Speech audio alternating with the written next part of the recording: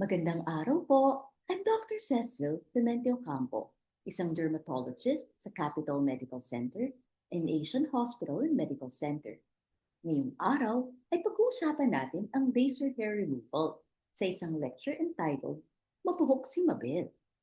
Ang Balat Basics ni Dr. Derma is a series of skin health lectures which aims to educate and inform lay people, health workers, and doctors regarding common and uncommon skin diseases through a fun and engaging storytelling platform. So sit back, relax, and enjoy. Mabuhok si Mabel, laser hair removal. Dear Dr. Derma, ako si Mabel at ako ay mabuhok. Summer na ngayon at dadalas ang pagpunta namin sa beach. Gusto ko sanang mabawasan ng tuluyan ang mga buhok sa aking underarms, legs at bikini area dahil pagod na ako sa kakashave at napakasakit magpa-wax. Ano ang mairerekomenda niyo sa akin, Doktora Derma? Huwag kang mag-alala, Mabel. May lunas ako sa iyong problema. Ang laser hair removal ay isang paraan kung paano mababawasan ang buhok sa mga piling area ng katawan tulad ng underarms, legs, at bikini area. Ito ay isang highly effective procedure na gumagamit ng laser o concentrated beam of light para maalis ang unwanted body hair sa pamamagitan ng selective photothermolysis. Ito ay ang proseso kung saan may specific wavelength of light na selectively targets and destroys a specific structure tulad ng hair follicle na hindi nadadamage ang surrounding skin tissue. Ang lasers ay nag-e-emit ng light energy o concentrated beams of light at a specific wavelength na naa-absorb ng melanin pigment sa hair shaft at hair follicles. Ang light energy na ito ay nako-convert sa heat energy na sumisira sa hair bulb at mga stem cells na gumagawa ng bagong buhok. Ang laser hair removal ay nagdudulot ng permanent damage sa mga hair follicles para mabawasan ang pagtubo nila at nagre-resulta sa permanent hair reduction. Kailangan ng multiple sessions ng laser hair removal dahil 15 to 20% lang ng buhok ang nasa actively growing o anagen phase, kung saan ito ay may maximum amount ng melanin at nakadikit sa hair root.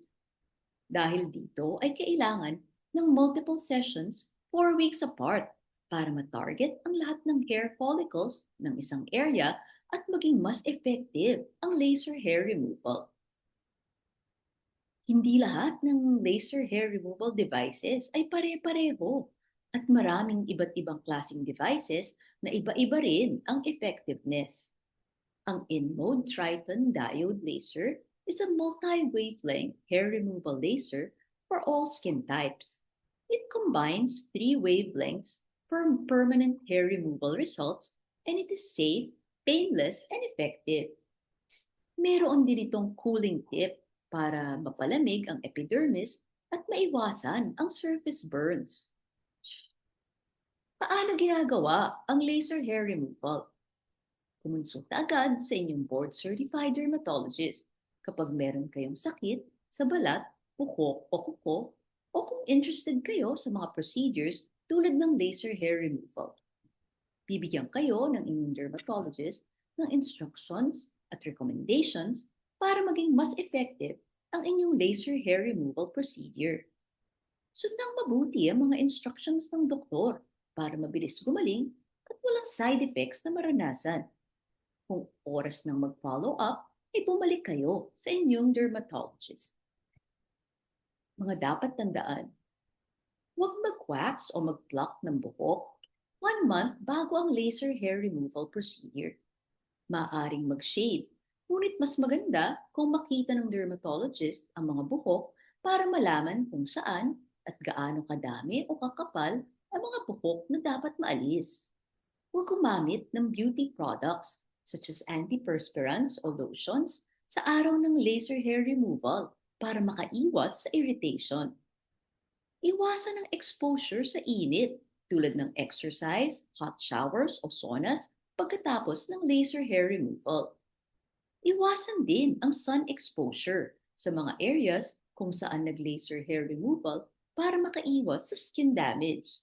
Kung maaarawan ang areas, ay gumamit ng sunblock. Thank you po sa payo ninyo, Dr. Derma. Nakapag-laser hair removal na ako ng 5 sessions at kumonti na ang buhok sa aking underarms, legs at bikini area.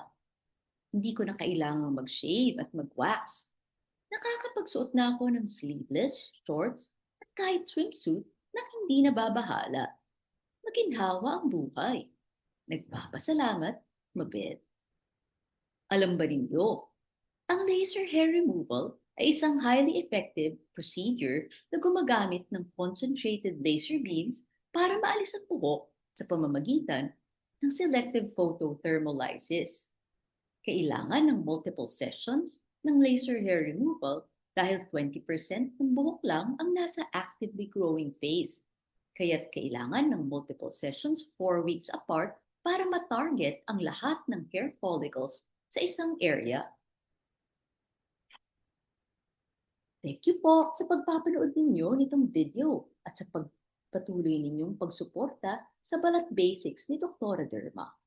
Sana po ay may natutunan kayo tungkol sa laser hair removal.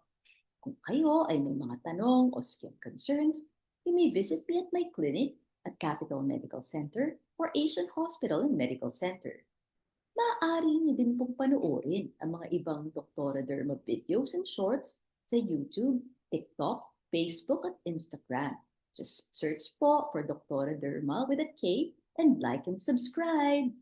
Until the next video, hope to see you all again.